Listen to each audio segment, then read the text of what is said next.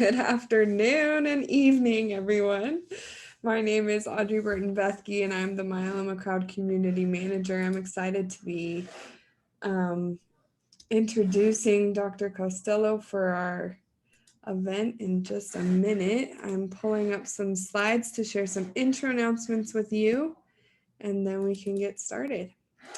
So, like I said, welcome to the well, I didn't say this yet. I don't know why my brain's so scattered this morning. This CSN morning again. Let's start again. Hi, everyone. My name is Audrey Burton-Bethke. I'm the Myeloma Crowd Community Manager, and this is the Relapsed Refractory Myeloma chapter. This is brought to you by the Myeloma Crowd Community Program. I'm grateful for your support, your participation here today. Today's event will be recorded and will be sent out to all registrants within 48 hours of the event's conclusion. A special thanks to our sponsors, without whom this would not be possible: Bristol Myers Squibb, Amgen Oncology, Genentech, Adaptive Biotechnologies, Sanofi Oncopeptides, Karyopharm Therapeutics, Takeda Oncology, and Janssen Oncology. Today's topic is going to be Know Your Myeloma Therapy, Darzalex Faspro. We considered which myeloma treatments we wanted to include in this series that we've been doing, Know Your Myeloma Therapy. We've talked about Blenrep, we've talked about CAR-T, and as we've been hitting these different kinds of treatments, one of the ones that we wanted to talk about was Darzalex Faspro. It provides a new and more efficient way of administering an already effective drug. So here to inform more about this relatively new treatment, is Dr. Caitlin Costello.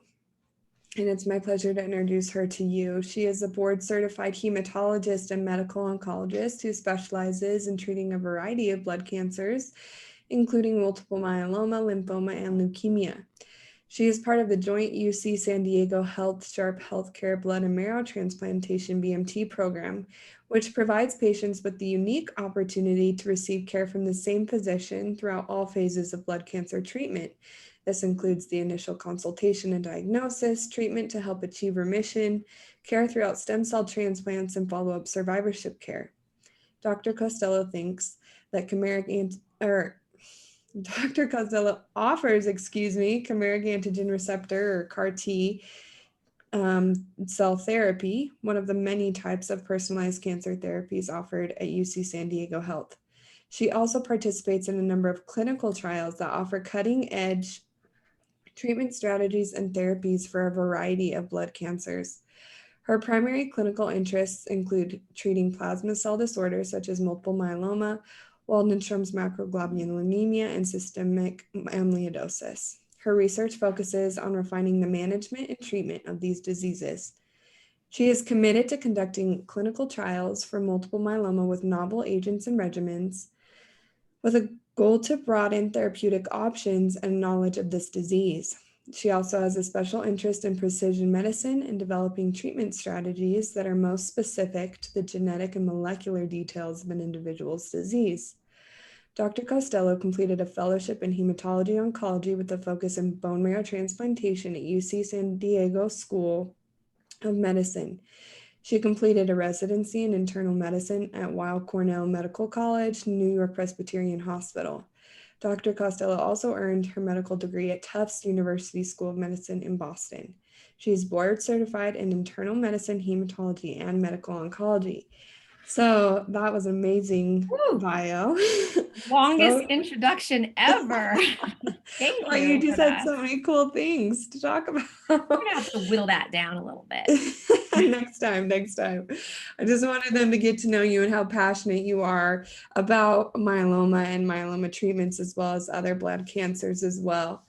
And let's just start the discussion. Now that they've heard a little bit about you, we're going to be talking today about knowing our myeloma therapy, Darzalex Faspro. And when did you first get introduced to this drug, or how were you, when did you start using or applying this drug in the clinic? Sure. Well, thank you, Audrey and HealthTree and everyone for inviting me to join today. And I couldn't support a program like this more. I mean, it is just so important for every patient to understand exactly what drug they're taking, exactly why they're taking it, what to expect out of it. Mhm. Because it's true, you can blindly follow us doctors and we can say jump and you jump, or you can say how high and why. Mhm. So I think it's important to understand these medicines, even with their crazy long names sometimes. But bear with me here a little bit because this is a cool story. Daratumumab, or Dara, as I like to call it, really does have a story behind it. We have been well accustomed to medicines like people have heard of Revlimid and Velcade. These are kind of the typical medicines that have been really standard of care for the last, gosh, decade or more, really, at this point. And I think it was about in 2015, there was a major conference that all kind of myeloma and many just oncologists, doctors go to. And within about a month's time, there were about four new drug approvals that happened all at the same time, several of which happened while we were all at that meeting. And it was just like just raining new myeloma therapies and exciting drugs down on us. And it really has changed how we approach myeloma since that time, 2015, 14, 15, I think. And like every drug, daratumumab started off as a single agent, we call it, or just one medicine. Oftentimes, like all these medicines, we refer to it kind of, but don't say it out loud. We always combine it with dexamethasone, the favorite drug we all love to hate. But really, it was like every drug tested by itself first. So, daratumumab first came in an intravenous formulation, which meant that every patient received it first by putting an IV into their arm or through your port or pick or whatever you had. And we all sat there as it was being administered into you for 8 hours. I mean, it was crazy in the beginning because the concern with this drug, like many drugs in this class, it's technically called an antibody or a monoclonal antibody. So it's not chemo that you see in the movies. You're not going to lose your hair. You're not going to be vomiting in the toilet. It is a monoclonal antibody or a biologic, some people call it. And what distinguishes that from all, chemotherapies is I think of chemotherapy as like an atomic bomb, right? You just kind of drop it in there and, kill everything in its way. Hopefully all the bad guys, but knowing that you're going to take some innocent bystanders with it. And that is why people have side effects from treatments is what was killed that wasn't supposed to be killed. And that's usually hair and nails and, an upset stomach and things like that with a lot of these treatments. But what's cool about monoclonal antibodies is that it's designed like a little magnet. So has like a little radar system, knows exactly what it's looking for, which is it has every myeloma tag has a little sign on itself that identifies itself that says, hey, this is me, I'm myeloma. So if we can use a medicine that has a little radar system to look for that sign on it, then as like a little magnet, it can stick together and pop it open. So really cool because instead of, sacrificing all these innocent bystanders, it's a way that we can look just for the bad guys and kill the bad guys that way. So the problem,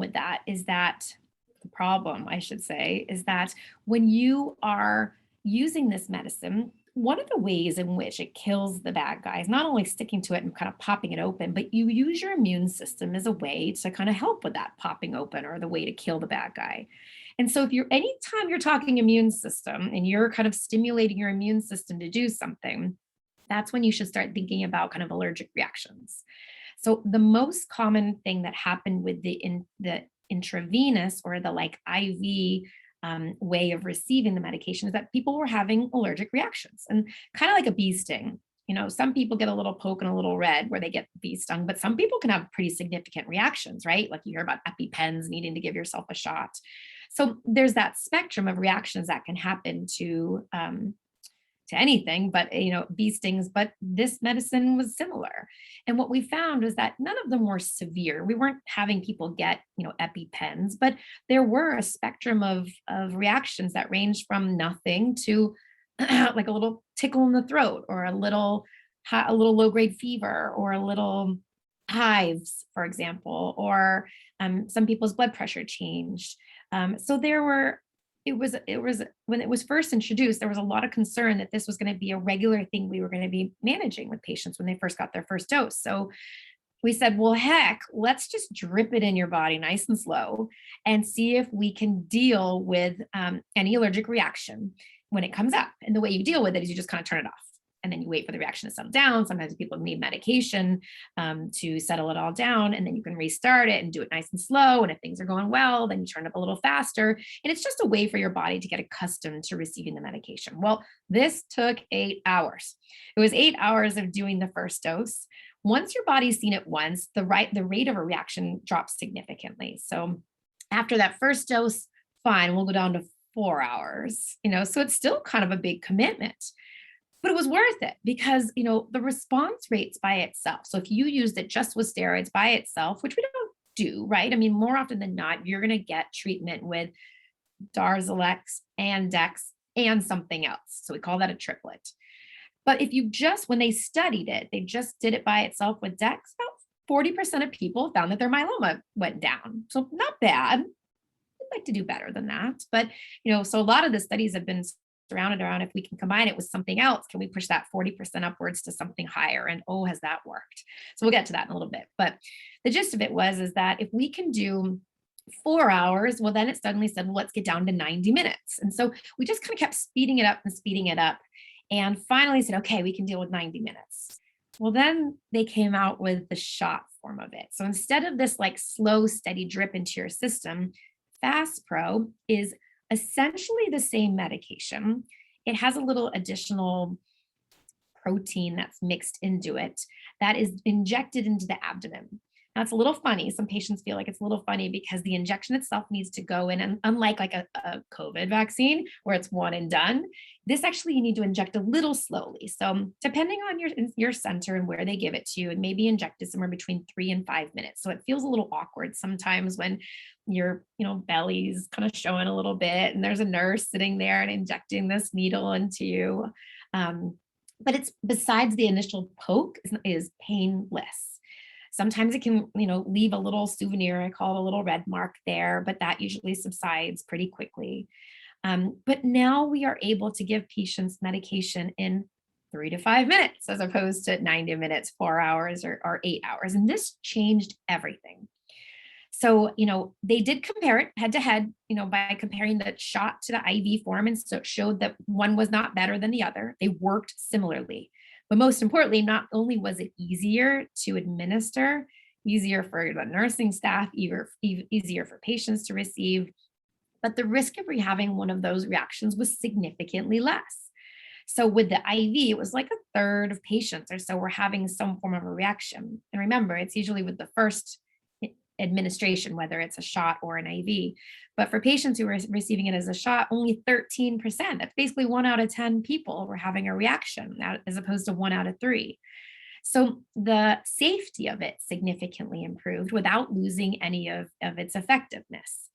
So at least in my institution, the shot is here to stay. And if I can help it, I don't want to use the IV anymore. And most patients don't want to either. This is a quick in and out. Now, remember the schedule. So the schedule of the IV or the shot is the same. So this medication, no matter how you receive it, is given once a week, 8 consecutive weeks, which feels hard in the beginning. It is more of a commitment in the beginning. But once you get through those first 8 weeks or 2 months, then we spread it out for the next 4 months to every other week or twice a month. So there you've done 6 months worth of treatment, at which point my favorite point we get to is 1 shot per month. And depending on what you're combining it with or what the plan is with you and your doctor, more often than not, we continue with that treatment once a month as long as it's working. So the question then comes, that's how it's given. That's what to expect when you're actually receiving it. Let's talk about other side effects. And Audrey, I'm just talking, so interrupt me, whatever. If I'm leaving things out, interrupt me. And I think all you out there listening, please feel free to ask questions. I see someone has already asked a question about reports of neuropathy in the difference between the IV and the shot version. And honestly, the risk of neuropathy with this drug is extremely low. This kind of a medication, unlike Velcade, which is really the drug that we know is the most common to cause neuropathy, this drug doesn't tend to cause it that much. And I would say that there's no difference between the IV or the subcutaneous version. So Um, I never say never, but it should be pretty rare. Other side effects to think about is that for anybody who's ever had any COPD, if you were ever a smoker and you have bad asthma, COPD, kind of emphysema things, your doctor may be more likely to do some testing on your lungs before receiving this medication, something called pulmonary function tests. Most people, if they have good lungs, no problem, skip that, move along. But if there is something that is, concerns you about your lungs, it is certainly worth the conversation with your doctor to ask if they should be evaluated beforehand. And and that's a little bit because it can cause pneumonias. A lot of the studies showed that, like every medication for myeloma we have, remember the point of it is to stop the bad guy of the immune system from making all these extra proteins. Well, those good guys that make proteins, which are antibodies that protect you from COVID, the flu, the cold, whatever it may be, can be sacrificed because these cells, can manage to affect all of the plasma cells, they're called. And so many patients become immunocompromised or their immune systems become weakened as kind of a side effect of the treatment for their myeloma. And so that can put people at greater risk for getting pneumonia, for example, or having infections. So something to stay kind of alert on if you were to start developing coughing, fevers, things like that. Now, similar to Velcade, there's a low risk, but because it's enough of a risk for me, I have all my patients take shingles preventing medication. So there's, like with Velcade, oftentimes you hear that it can cause shingles. This class of medication can do similar. So I have everybody take something like an acyclovir or a Valtrex to prevent shingles from happening. Now remember, shingles is that rash that you can get kind of like a stripe on any part of your body. And so something to kind of look out for because it can be painful. So I have everybody take an anti-shingles or an antiviral medication. I wish it prevented COVID. It doesn't, but it does prevent shingles, which feels bad to me too. And so that is probably another worthwhile side effect to mention. Now, the way you receive Faspro is the same way you'd receive the intravenous formulation, in the sense that we give pre-medication. So we talked about the risk of getting allergic reactions to medication. If you're going to have one, it's going to happen with the first time you receive it. Again, we said with the injection form, it's about 1 out of 10 patients. The likelihood of having a reaction with subsequent administrations is probably on the range of about 3%. So 3 out of 100. And if you don't have a reaction with the first 2 shots, the likelihood of you ever having one is probably close to nothing. All that being said, what I usually do is you're going to get a lot of pre-medications or anti-allergy medications before you receive the Faspro. And dexamethasone, which you're already probably taking for your myeloma, is a really good anti-allergy medicine. And so I usually have my patients take their normally scheduled dexamethasone on the same day as their Dara, and I do it 1 to 3 hours ahead of time. So your infusion center may do it differently. For the first dose, for example, when the risk is the highest of having an allergic reaction, I have my nursing staff give my patients the dexamethasone, Tylenol, a Zyrtec or a Claritin, one of those antihistamines. And for the first 3 shots or so, another allergy medication called Montelukast or Singulair. You see commercials for Singulair all the time. So these are 4 different medicines we use to avoid allergic reactions to the medicine when you receive it. So I'm pretty careful and aggressive about preventing them with the first dose of daratumumab, because that's when the risk is the highest. And as the doses go on, when the risk decreases, I'll start peeling some of those off a little bit. But most of the time I'll have patients, with subsequent doses, I say, put your pills out on the kitchen counter the day of your daratumumab, pop your pills as you're walking out the door, because I want it like 1 to 3 hours ahead of getting the shot itself. So that way you can skim even more time off of the infusion center, as opposed to arriving, having them give you the medicines or wait in line and then get there, have them give you the medicines, wait for them to kick in, and then give you your shot. So we usually tend to do that with the second shot and beyond. Once you've had about 3 shots, I'll get rid of the Singulair and then just rely on the Tylenol and the Zyrtec and the Dex. And then once we kind of move along in that, then at some point we kind of whittle those down a little bit too. But that's really the best and most important way to manage the possibility of reactions with the first couple of shots. Okay, so I'm still just gonna keep talking. So, I see some questions. Let me see. Do we need to get blood work done each time we go into the Dara shot? That's a really good question. In my institution, I do check them every time, but I don't wait for the results because there's very few things in your blood test that would tell me that it's unsafe to receive the medication. This is not a medicine that is metabolized by the kidneys. It doesn't affect the liver. It doesn't affect major organs. So, for some medications, you want to make sure your kidneys are functioning first, because if this medicine affects your kidneys, then I don't want to give it to you. But that's not the case with this. And so I do check your laboratories or your labs, because I want to make sure things are going all well. Oftentimes, because you're probably getting another medication in addition to the daratumumab, and I want to make sure that medication is not affecting your kidneys or liver or whatever it is. But for the most part, like I say, I'll usually draw blood tests, give you the shot, and get you out of there, and check your blood test results later.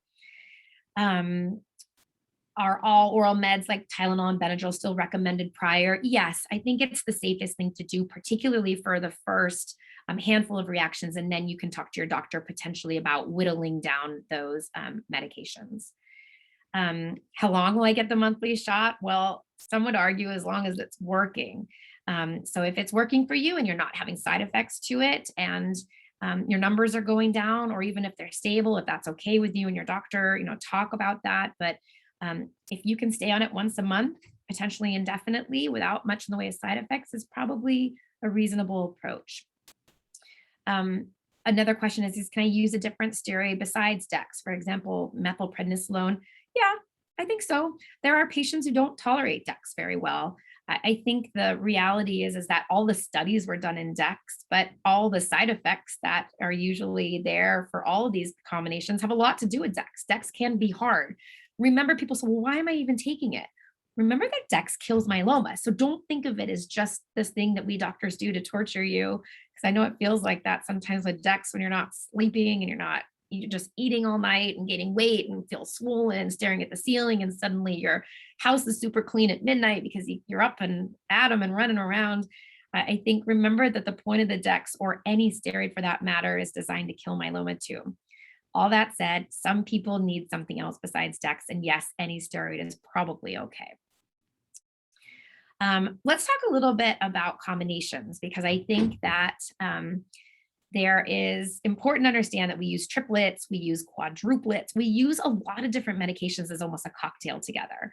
And, originally daratumumab was evaluated for patients who had few or no other treatment options left. And, that world has changed dramatically in the last many years, because we have just so many tools at our disposal now to treat multiple myeloma. Now we're looking to see is how can we take all of our weapons and use them all at the same time. I like kind of compare it to the old game of Clue, right? Like, can I use a lead pipe and a candlestick and a revolver and all these different weapons all at the same time, so that myeloma can't sneak out the back door? I've killed it in every which direction.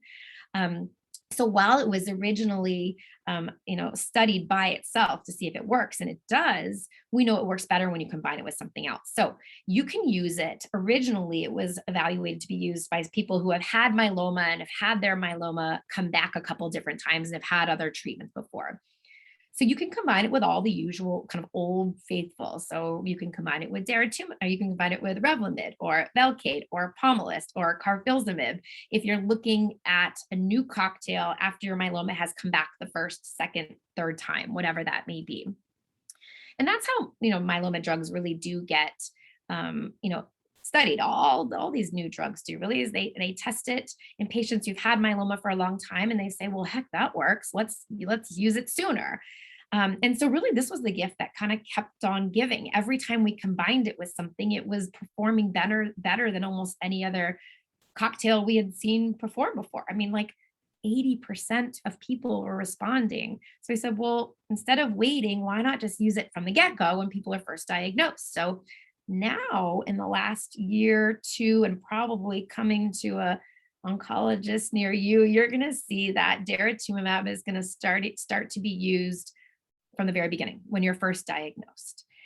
because we know that it works and it's a good medication. So why hold back? Why wait and save it for later? I mean, this is a marathon we're running. And one of the most important lessons of myeloma treatment is kind of come out of the gates hard. I mean, your myeloma is kind of dumb in the beginning, right? It's not seen any medicines. It doesn't know how to fight back. It's kind of like, I don't know, antibiotics, right? We always tell you don't take a lot of antibiotics unless you need it because it becomes resistant to something. Well, myeloma does the same thing after a lot of time and years and of treatment. At some point, the Revlimid's going to lose its mojo and the Velcade's going to lose its mojo. So why not put our best foot forward when the myeloma is the most likely to get killed? We know that every time myeloma comes back, the remission times end up getting a little bit shorter each time. So let's give it our best foot forward, when it's at its most naive place, which is when you're first diagnosed. So Let me interrupt you really fast. Yeah. As we're talking about how successful it is, I wanted to point out that you said it had 40% just by itself of a success rate, which I want to point out to people that might not know, that's an incredible success rate as a solo drug. Normally, drugs are approved, I think, around 20% of a success rate. And so 40% is double what the pretty successful standard would be. You're so right, Audrey. It like blew past the bar. The Yeah. FDA used to approve medicines if it worked in 20% of people. So 40% was life-changing for a lot of myeloma people. And honestly, there's so much happening in the research world with myeloma now where that bar with a 40% is now like 80. I mean, there are so many new medicines coming, but 40% at that time felt pretty great. Yeah. Thank you for And then pointing that out. what does the progression-free survival rate look like when you add other drugs? What are we seeing? So it's hard. I mean, I think originally when the study was first done, just by itself, progression-free survival basically means for newbies out there that the time for which you're on a treatment before the myeloma starts to grow back again. And we want that not time to be as long as possible. Think of that as like a remission time, or think of that as a time when your myeloma kind of goes dormant. We know it's going to come back again. We just want that to be as far down the road as possible. So, originally when they studied the drug just by itself, it was on the range of about 6 months, which feels really short, really, really, really short. And so it's by combining it, with different medications, the hope is you can make that really quite a bit longer. But it's hard. I can't give you a blanket number of what the drug will provide for progression-free survival because we use it in so many different time points of that myeloma marathon, right? Some people use it when they're first diagnosed. And we know by combining that with Revlimid, we're seeing that, for example, patients who have that triplet are staying in remission for like 5+ years now, like 5 years and 6 months. Like that's wildly different, so patients it depends on when you use it, that tells us how long it'll last for. Because again, your myeloma is dumb in the beginning. Maybe we should treat it when it's doesn't fight back all that much. When it starts getting a little stubborn, kind of after a couple of different relapses or times that it's come back, that's when it may not last as long. Yeah. Someone asked in there a good question to say is, if you're taking it monthly and your numbers start to go up, do you increase the dose of the DARA? And the answer is no. Especially both of them, whether it's the IV or the shot form, are both standard weight-based doses. So it's all based on your weight and the dose doesn't change. And I'm not aware of a weight limit. I see that question as well. I'm not aware of a weight limit in order to get the injection. What else? I'm trying to think if we should try and dig through some of these questions a little bit. Let's talk about triplets first, and then I think we should go to more questions. Okay. So you can combine Darzalex, as I mentioned, with a variety of different things. So when we say triplets, we mean 3 drugs. And in this case, we're talking about Darzalex Faspro, Dex as the second one, and then what's your third? So this is where that third medication can oftentimes be a drug you've never had before. So Revlimid, if you've never had it before, which is probably unlikely. That's one of the most common medicines people get when they're first diagnosed. Velcade, great option. The study of Darzalex and Velcade is really, we've had about 4 or 5 years at least of data behind us to say that that's a really good triplet combination. Pomalyst, next generation Revlimid is really nicely combined with Darzalex. That was just approved, that combination, although we've done it for a long time, by the FDA just last month, I think it was. Kyprolis is the next generation Velcade that's out there that can be combined with daratumumab and once a week, which is better sometimes when the standard Kyprolis is given at twice per week. So lots of different combinations. Those are the kind of typical ones. Totally kind of a little off subject, but daratumumab and Faspro in particular was the first drug ever approved for something called amyloid, which is a cousin of myeloma. It's the first drug ever approved for amyloid ever, and it's combined with Cytoxan, which is another myeloma medication as well. So you can use what we call Cyborg, which is Cytoxan, Velcade, Dex, which is a myeloma regimen, and combining it with Faspro is a quadruplet regimen that I've actually used with myeloma just the same. So these are all different myeloma medicines. It's like one big alphabet soup. How can we combine them all together so that you're getting the most out of each one of the medications? Awesome. Thank you so much. Let's take a couple questions.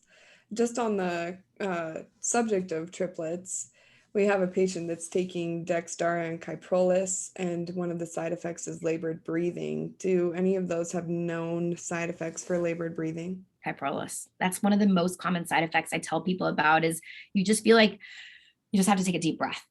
And it's sometimes a cough. Sometimes people get a little cough out of it, can be dry. We know sometimes it can affect your heart. And for that matter, it's important that your blood pressure be checked. It's important to understand if you're getting more labored breathing that your heart hasn't been affected. So it's a well-known side effect, but more often than not, your heart is fine. It's just this strange sensation when patients are taking Kyprolis so that they just feel like they have to take deeper breaths. Okay, thank you. We've answered a lot of these. Maybe you can generally answer the question why it seems to be so expensive, or why it is so expensive. All these myeloma drugs and this are so expensive, and really this opens up a much bigger complex debate on politics and insurance companies. And what you'll hear is that it's taken them 10 years to study it and bring it to market and get it to the point where they figured out that it works and how to use it and how to give it and how to manufacture it, and they're recouping their costs. They would say that's just the cost of doing business. Mm-hmm. And then you could say, well, the insurance companies are doing some, I don't know. I think the long and short of it is yes, all these medications are expensive, and just try and get health insurance. Yeah.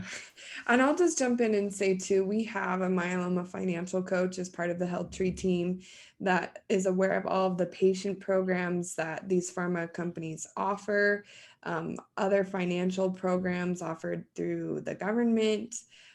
So if you're in a situation where you need a drug and your health insurance isn't covering as much as you need or would like, feel free to reach out to us at HealthTree, and we can get you connected with that myeloma financial coach, because you're already dealing with health toxicity. We don't want to put you into financial toxicity as well. So that's usually one of my side effects that I see to patients too. Yeah, exactly. If you don't mind me asking a couple of questions as well, why the protein? Why did they add that little extra protein into the Darzalex Faspro? Oh, great question. It's a way that, so instead of going directly into your bloodstream, the way that they inject it into the subcutaneous fat, is that with this extra protein, it allows it to get absorbed in a better way. And it allows it to kind of last as long as it would as if it were in your bloodstream. So it's a way that the body is able to absorb it and have it get into your body and do its job the same way as the intravenous form would. Oh, nice. Okay, great. Let's see. There's a lot of questions about other drugs, so I'm not sure if we should jump into that. Let's try to see if there's any more about Darzalex Faspro. I see one there at the top. I can say, go ahead. Combination. If you see any you want to I'll run through them. So someone asked about the combination of Faspro with venetoclax. It is in research. It's being studied. I have done it. I do it only for my 11-14 translocation. So I see you made that comment there. Venetoclax is a medication that is not approved by the FDA for the use of its use in multiple myeloma. It is approved for its use in a variety of other blood cancers. All the research so far shows that it's particularly effective for patients with one particular mutation where the part of the 11th and part of the 14th chromosome switch places. And this is a very effective medication for that. And when you combine it with daratumumab, my experience thus far doing it off label has been good. So short answer is yes, it is an option. Okay. Um, And then actually, let me jump onto that question. With Darzalex Faspro, have you seen it work for a genetic group more effectively than any others? nope, it does not discriminate. Okay, that's good. We have the question of what's the longest Dara single drug has worked with Dex. You said that was around 6 months. Was That was the median. So that was kind of the most common, is that by itself from the very beginning, meaning if you just receive that medication by itself with Dex, I should say, the average time before it came back was about 6 months. Okay, awesome. We have a question here from Judith. Plasma cell leukemia. Little is researched on plasma cell leukemia just because it's so rare. Do you know of Darzalex Faspro? Have you used it on any PCL patients, and has it been successful? Definitely. So plasma cell leukemia is an advanced form of multiple myeloma. Those bad guy plasma cells are supposed to stay tucked away in the bone marrow. And what this person was asking about was secondary plasma cell leukemia. It means when it's almost like the cup overflows, the bone marrow is so full with myeloma, it just leaks out into the bloodstream. When you see myeloma in the bloodstream, it's not supposed to be there. That's when we call it a plasma cell leukemia. But the same drugs in theory work. The reality is that it can be harder to kill them all off because oftentimes there's so many of them. And because this happens oftentimes kind of later in patients' myeloma marathon, at that point, there's a lot of resistance to those typical medications. So if Darzalex has not been used before, it would be a great option. If it has been used before, it may not be effective. Okay. So we're talking back to the triplet question. We have a question from Heidi. She says, why would the third drug need to be one I've never had before? Is that an individual case kind of thing? She's had those common treatments in the past and gotten really deep responses. So I see what you're saying, Heidi. Thank you for clarifying this because this is important. I mean, I think most of the time people go on treatment and stay on treatment. And the thought is that when you are on treatment, if you're taking Revlimid, for example, and your myeloma grows back, it becomes resistant to that. And we almost kind of cross it off the list to say it stopped working for you. We don't want to use that again. We want to use a different medication. But for someone, it sounds like you who was on treatment, went off of treatment for a while and had their myeloma stay away for a while, well, that medicine never stopped working for you. You could reuse it again in the future. And Revlimid in combination, because it never stopped working. You could use it again. We never crossed it off your list. It's just a little more unusual to have people stop treatment because as far as we know, being on treatment, the longer the better. But there are plenty of people who say, no, I'm good, no thanks. And sometimes we're surprised to see that they can stay off treatment for many years. There's averages and there's outliers, and I hope everyone's a good outlier. But if a medicine never stopped working for you and you stopped it, then it would definitely be a good option to try again in combination with whatever. Yeah, that's a good follow-up to this question from Larry. He says, my numbers are great after 3 years on Darzalex. If I take a break and the multiple myeloma comes back, can I continue with Darzalex? So I think the answer would be so. Yeah. As long as it's you stopping the medication and not stopping the medication because you've become refractory, if that's what I'm understanding correctly. You're right on.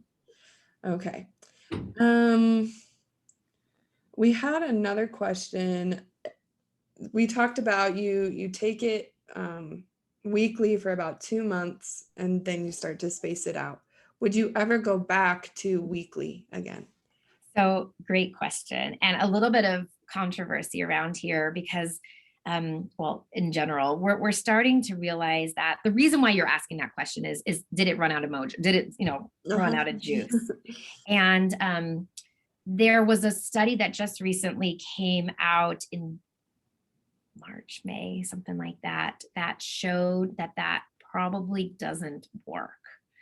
We think that at some point, that little radar system kind of gets tired, if you will, or Mhm. it's not as good at looking for the myeloma, or even in some scenarios, it's a little less common. Those signs that they're looking for in the myeloma cell, as part of the way that the myeloma changes and becomes Mm. resistant, may drop those signs. So they don't know what they're looking for anymore. Okay. And so while it makes sense to say, why don't not just up the ante and give more? So far, that is not going to look like it's probably going to pan out.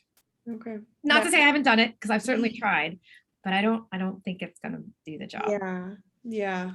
I think that's one of the interesting parts about myeloma is it's such an individual disease. I mean, people are responding differently. Everybody's myeloma looks a little bit different genetically. It's it's interesting that I don't know, one person can get one reaction and another person can get another. It's just a very that's part of what makes treating myeloma so complicated is because An it is art. very in yeah, it's an art. You're an artist and a doctor. Yes, exactly. Great. Um, I don't know. Do you see any other? There's a lot of questions here, and you're doing a great job at Um, helping me answer Yeah, them. Is there anything in I'll just kind particular? of do a quick little run through. Okay. Kim is asking about what numbers to check. Yes, your M spike. You have to know your M spike. You don't know if treatments are working. 80% of myeloma patients have an M spike. There are 20% that do not. You need to know your M spike, your light chains, and your heavy chain. And those are the three markers I watch. You should watch. Hmm. Um, Miriam asks, I've been on Darzalex for a long time. It worked really well with Palm and Dex. The Palm and Dex were stopped because it was working so well. And then everything kind of started coming back slowly and started those medications back again. But it doesn't seem like it's dying as quickly as it did the first time. Yeah, this may be part of it, is this might be the resistance thing starting to happen a bit. Oftentimes when it runs out of mojo like that, I like to swap things out and just try a whole different cocktail. I mean, even on Darzalex a long time, it may be time to take the Darzalex out and try Palm and Dex with Kyprolis, or something else that your body hasn't seen before. Would like to hear about COVID vaccination effectiveness for myeloma patients on DARA. I knew it was going to come up, so let's make a comment about it. DARA, as I kind of mentioned it, but like DARA will, like all of these medications, is going to affect your normal immune system as well, right? You have to have a normal immune system that's going to produce those antibodies to protect you against COVID, from whether you had COVID and you started making your own antibodies, or you were vaccinated, and that is trying to teach your immune system how to make antibodies. Well, if your immune system is weakened because of Dex, Dara, Revlimid, Velcade, Pomalyst, Kyprolis, Cytoxan, whatever these medications are, it's going to have a harder time making antibodies because we're purposefully weakening it. So Dara is one of those drugs. So I always tell my patients, and this is hard to hear, vaccinated or not, you have to act like you're not, because your immune system is weaker than the average person's when you're receiving these medications. So do be safe. There's our COVID for the day. Let's see what happens. I've been on Darapom Dex for 2 months. I've had low-grade fevers for the past few weeks, about 4 days after getting Dara. Some people have delayed reactions to Dara. That's a good point. We tried to overcome some of that a little bit by saying, okay, take all these medications up front before you get your Dara dose, 1 to 3 hours ahead of time. But there are some people who have delayed reactions where it can be a day or two after the fact. It's a little less common, but for those people, I do tell them to keep taking the Tylenol, keep taking the Zyrtec, Claritin, Benadryl, whatever your antihistamine is of choice. And for some people, I have them take a pill of Dex. Like Dex is like the ultimate anti-allergy mega Tylenol out there. So you could take one Dex when it was first developed. We said take your Dex before and then take 4 milligrams of Dex for a day for the next 2 days, and that seemed to help a lot of people. So I have a couple patients who just routinely do things like that as a means of trying to manage some of the post-DARA reactions. Let's see, I'm in remission on monthly DARA. It's been seen to blunt vaccine response. Boosters. I don't know about boosters. I mean, the reality is if the first couple didn't work, I don't know if the next one's going to work. And so, we haven't really come up with specific guidance. There's no guidance right now to tell us that everyone should get a booster, particularly those patients who are on treatments for blood cancers like this. A small little plug, because I think it's so important. The Leukemia Lymphoma Society is doing a trial for patients with blood cancers who are getting COVID vaccinations, and they're trying to understand how many people can mount antibody responses. And I think I've had a couple of patients do it. And I think this is so important because we need to get all of our myeloma patients together and do a big study to understand if myeloma patients produce antibodies well enough or at all. So look up the Leukemia Lymphoma Society. I think they'll get your blood drawn, they'll give you the results, all those things. And we send out a follow-up email with the recording of this event, and I can include in that follow-up email a link to that study because, like you, we think that that's incredibly important to get that research done to get our questions answered, because there's a lot of unanswered questions, I think, regarding COVID and myeloma. So I'm going to just keep digging through here. Is there a generic for Revlimid? No, not yet. Let's see, more booster COVID questions. I think we answered. I hope that answered you, Ed. Is it accurate that Medicare does not cover this injection? Not accurate. That is not true. Medicare does cover it. It's approved by the FDA. It is covered. Everyone saves money by doing this one. Let's see what else here. What is the experience using only Darzalex as a third treatment? I think that was how it was originally studied. It was, just doing it by itself. We know it's about 40% of patients it works for, and about 6 months for which it lasts for. Let's see. When after 2.5 years, I was taken off of Darzalex, my IgE actually went down 100 points and stayed there. Is that common? Things happen. We'll take it. We'll take it. Keep monitoring it. I've seen some patients who have continued decline. I don't know if you were still taking Dex or things like that, but in theory, the half-life lasts a while. The drug does last in your system for sometimes like 5 or 6 months. So you can pick up detectable amounts of it in your system many, many months after the fact, which is actually important. And I didn't mention this, and I probably should. Would you know that Faspro produces an M spike? So it's important to understand. So say you have IgA lambda multiple myeloma, and you're used to following your M spike and your IgA levels, but all of a sudden your M spike, which has been long gone, suddenly now appears at like 0.1. And when they tested to see what kind of an M spike it is, because remember, you can quantify it, but you can also figure out what kind of M spike it is with your immunofixation. Suddenly it says you have an IgG kappa, and you're going to go, oh my God, what did my myeloma do? Something changed. Doctor, do I have another kind of myeloma? No, it's picking up the IgG kappa Faspro. So it is in and of itself a myeloma protein. It has its own M protein. So some people will find that they have been on DARA forever and they just can't get rid of that last 0.1 M spike. If we did a bone marrow biopsy on you, it's probably gone. It's just that they're picking up the DARA in your bloodstream. So this matters and is relevant, more specifically for clinical trials, because it's harder to know if you're totally in remission. But it's important to understand that it can interfere with your blood tests. It can interfere with your blood typing. It's important that you will be O positive. You're still going to stay O positive, but you have a lot of details beyond just your blood type being O positive. For example, when a blood bank ever has to give you a blood transfusion, however, for example, they will say, all right, she's O positive, but she has all these other little signs on her cells, just like the myeloma cells we talked about. Everything has signs on them. And the DARA makes it a little more challenging to know the exact kind of blood that your body needs. So if you ever need a blood transfusion, and you've had daratumumab in the last 6 months, tell them, because the blood bank needs to know, because they will need to do special testing to find the exact right blood type for you to receive your blood transfusion. An important That little is known fact. fascinating. I'm so glad you brought that up. Yeah. I would Yeah, have it's had no cool. idea. Let's talk a little bit about clinical trials, as much as you can say about what is next for Darzalex Faspro. What is in clinical trials right now? So I'm a little biased here. I'm going to tell you what I think should be next.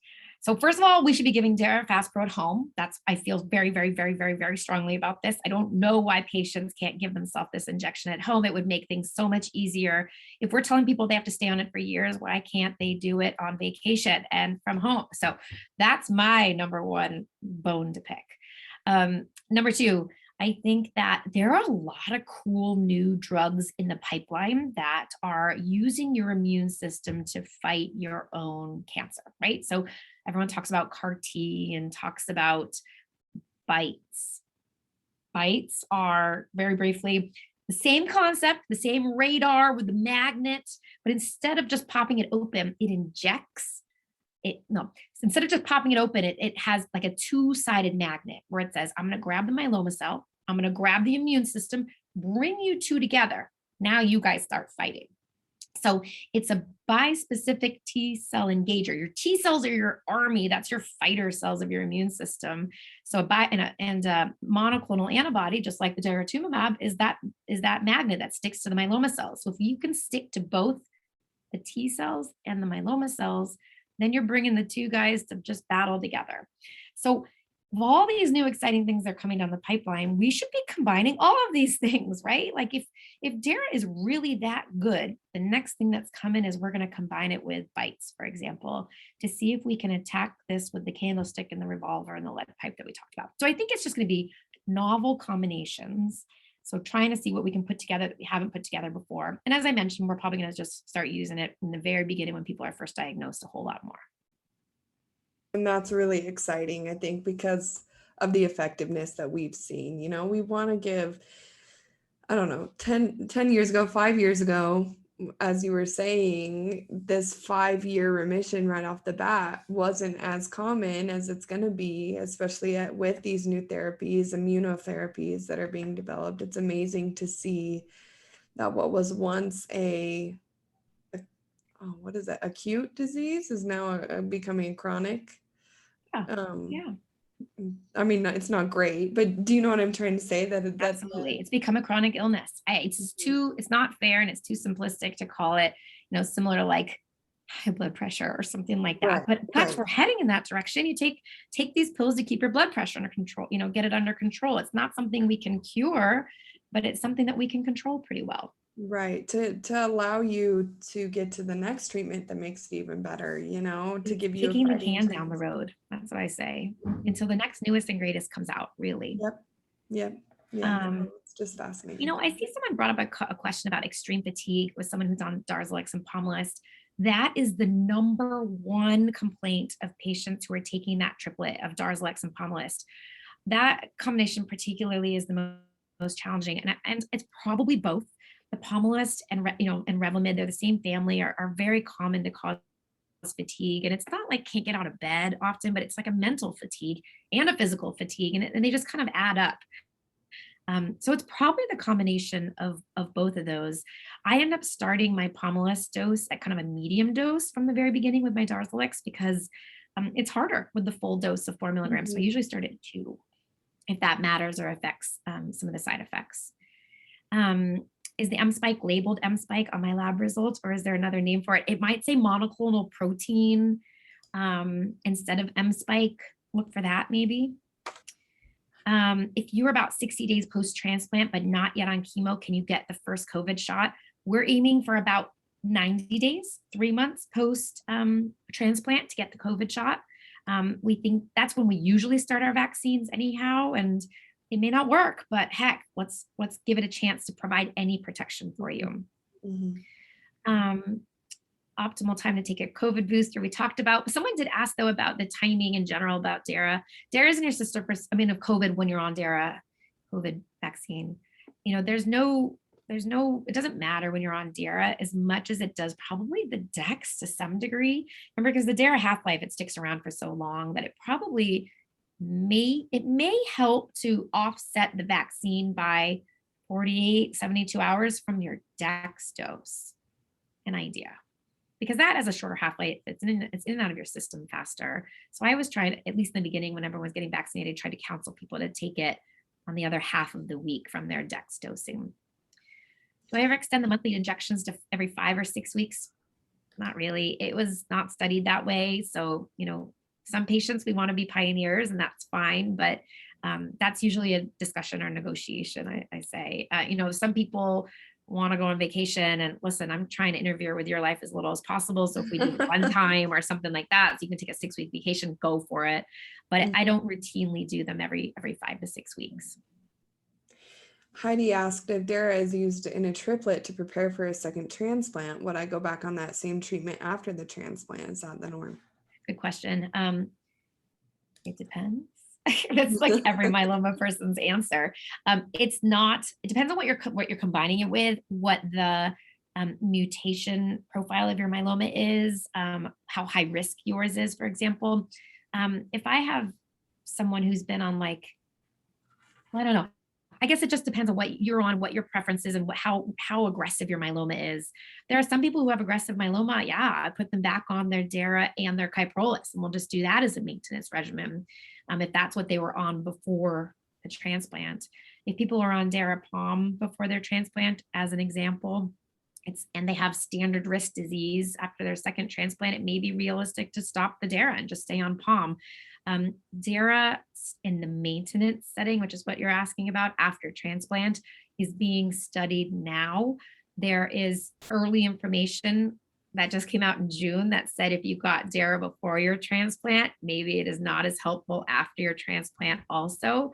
I think we are waiting anxiously for more information about that. But if you've not had DARA before a transplant, it is extremely helpful after the transplant. So lots of details coming out about what is the ideal maintenance post-transplant, because it's always just been Revlimid. Now we're wondering, should we do it with DARA and Rev together? And we are enrolling to those clinical trials now. And what about CAR T therapy as well? Is that being studied in that same, after CAR T, is Darzalex Faspro an option?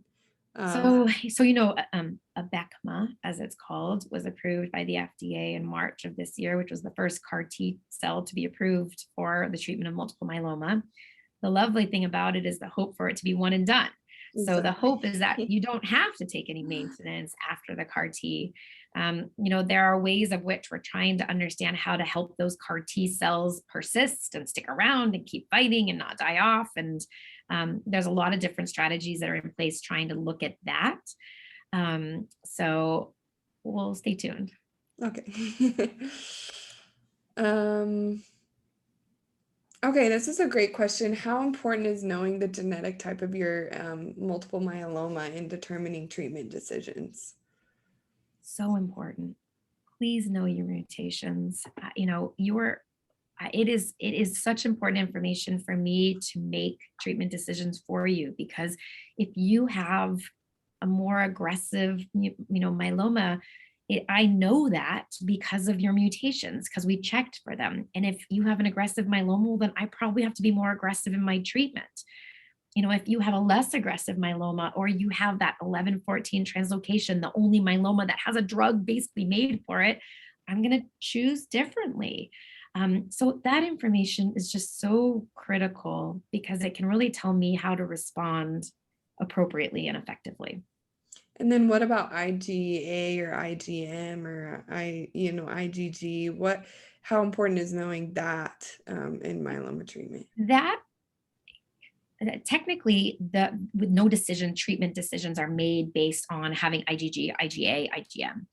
IgGs are technically the most common heavy chain isotype that's out. That's felt about 50%. IgAs are less common and are to some degree felt to be a little bit more aggressive. Again, no treatment decisions are made just solely on the IgA. And IgM is extremely rare, less than 5% of the time. It has to be confirmed that it isn't something else like a Waldenstrom's macroglobulinemia or something that's much more common to have an IgM protein. But the decision making for a specific heavy chain does not rely on that. Wonderful. And then for the last question, is there any difference between DARA treatment and DARA maintenance if it's the same dose? Same thing. Okay. The question, how do you know about your genetic profiles at a test? The answer is yes. It's normally done at diagnosis or at relapse. It's the FISH test. There are also other tests like the Sky 92 and other tests that are coming out that go a little bit deeper. But the normal one that is standard is the FISH test. So please ask your treating physician.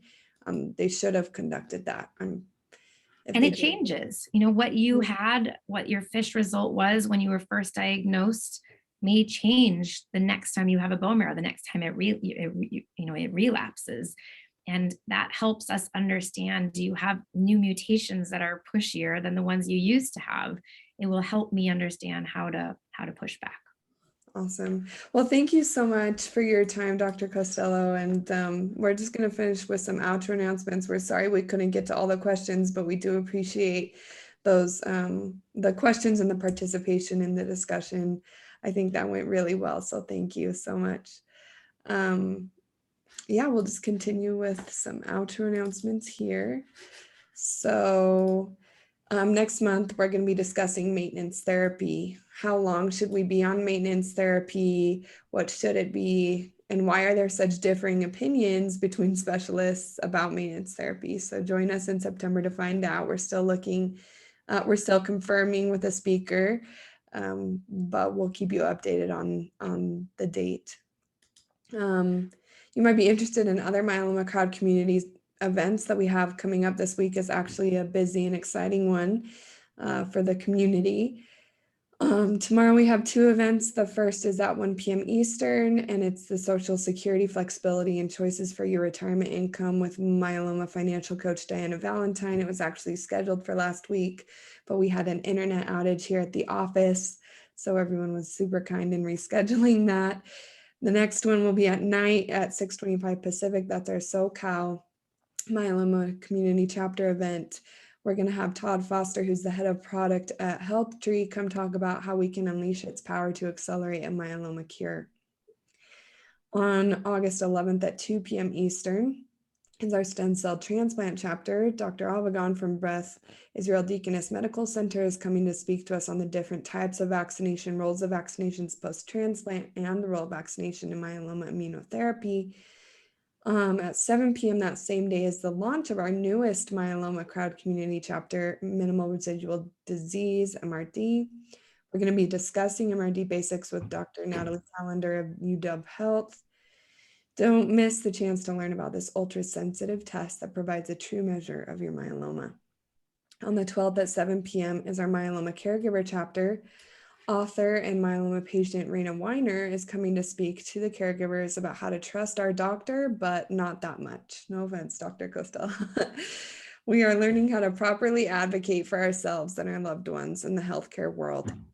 The link to sign up for any of those events and even more events I haven't mentioned today will be found at the bottom of this slide and sent out in the follow-up email within 48 hours of the event's conclusion. Another thank you to our sponsors, Bristol Myers Squibb, Amgen Oncology, Genentech, Adaptive Biotechnology, Sanofi, Oncopeptides, Karyopharm Therapeutics, Takeda Oncology, Janssen Oncology. And thank you to each of you for helping us build this strong myeloma crowd community. We appreciate you and hope you have a great rest of your evening. Thank you so much. Thanks, Audrey. Thanks, everyone. Thank you.